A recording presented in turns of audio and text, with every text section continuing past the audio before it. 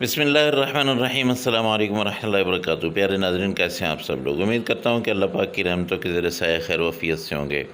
दोस्तों, शलजम गोश्त की मज़ेदार, शानदार और लाजवाब किस्म की रेसिपी लेके आज मैं हाज़िर हूँ, जिसको देखते ही मुंह में पानी भर आए और जब खाना शुरू करें तो फिर आपके हाथ ना रुकें, ऐसी रेसिपी।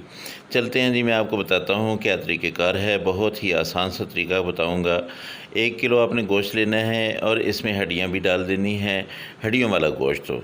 तो इसमें आपने 2 से 3 कप पानी डालना है। लहसुन जो है ये साबित आपने इसमें डाल देना है और अदरक को आपने कूट लेना है। 2 दरमियाने साइज़ के प्याज लें, इनको रफली काट के ये भी आप डाल दीजिएगा। मिसालों में आपने डालनी है लाल मिर्च 1 चम्मच, उसके साथ हल्दी 1 चम्मच, उसके साथ धनिया पाउडर 1 चम्मच और कश्मीरी लाल मिर्च आधा चम्मच आप डाल दें।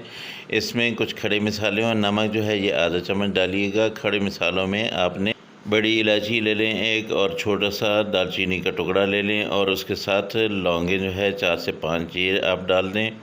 इसके साथ आपने यहाँ पे अदरक जो है इसको अच्छी तरह से कूट लेना है और ये इसमें डाल देनी है। अदरक डालने के बाद आपने 15 से 20 मिनट जो है इसको सीटी चलने के बाद प्रेशर कुकर को टाइम लगाना है। सीटी जब चले तब आपने टाइम नोट करना है। 15 मिनट लगा लें या 20 मिनट लगा लें। अब ये मुख्तलिफ़ एरियाज़ का मुख्तलिफ़ टाइम होता है।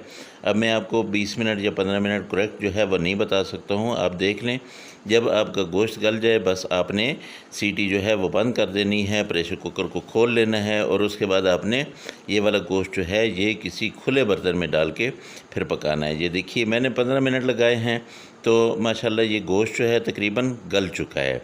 अब मैं क्या करूँगा कि इसकी यखनी जो है इसको मैं अलग कर लूँगा और खुले बर्तन में मैंने ये शलजम जो है ये भी इसमें डाल देने हैं और फिर इस यखनी में डाल के ये शलजम गला लेने हैं। क्योंकि गोश्त मेरा ज़्यादा गल चुका है तो इसलिए मैं इसमें नहीं डाल रहा हूँ। आप यहाँ पे 3 चम्मच ऑयल डालें कढ़ाई में और इस कढ़ाई में आपने गोश्त डालना है और इसको अच्छी तरह से भूनना है।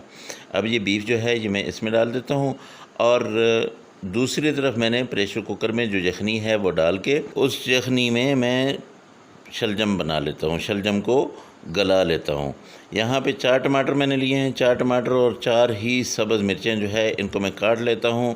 जब गोश्त अच्छी तरह से भुन जाए तो फिर इसमें मैं टमाटर जो है ये डाल देता हूँ। ये देखिए ये कितने ज़बरदस्त किस्म के ये टमाटर हैं, माशाल्लाह कितने लाल लाल हैं।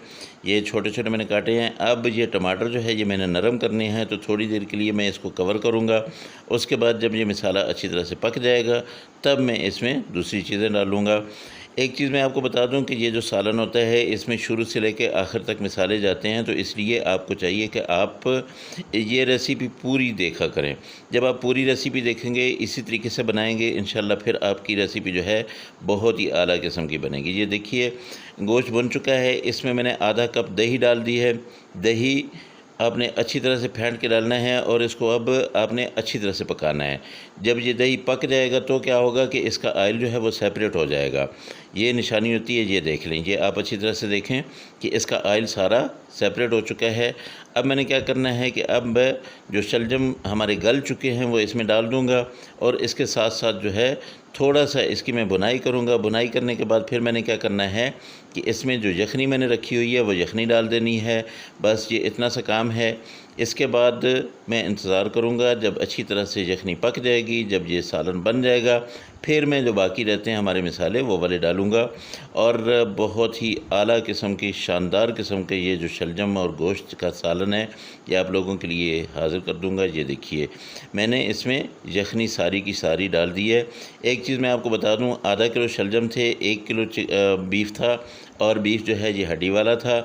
आपने भी बीफ हड्डी वाला ही लेना है, बहुत मज़े का बनता है। अब इसको मैंने कवर कर दिया है और थोड़ी देर के लिए ये देखिए माशाल्लाह हमारा सालन जो है वो आहिस्ता आहिस्ता रेडी हो रहा है।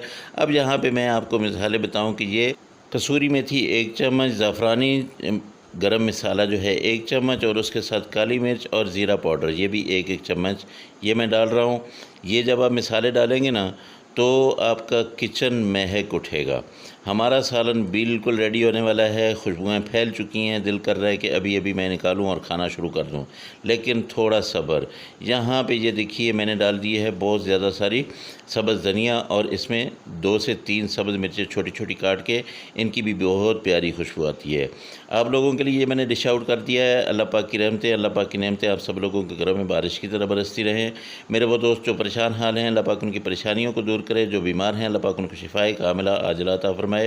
दोस्तों, अगर आपने अभी तक मेरे चैनल को सब्सक्राइब नहीं किया तो ये बहुत बड़ी ज़्यादती की है। बहुत जल्दी से आपने सब्सक्राइब करना है, साथ में लगे बेल आइकन को ज़रूर दबा दें ताकि मेरे हर आने वाली वीडियो जो है वो आप तक पहुँचे, आपका और मेरा जो है ये रिश्ता कायम दायम रहे। इंशाल्लाह आप लोगों से अगली रेसिपी में फिर मुलाकात होगी। मुझे इजाज़त दें, आपने ये वाली रेसिपी ज़रूर ट्राई करनी है, मुझे बताना है कि आपकी रेसिपी कैसी बनी है। अल्लाह हाफिज़, अस्सलामु अलैकुम व रहमतुल्लाहि व बरकातुहू।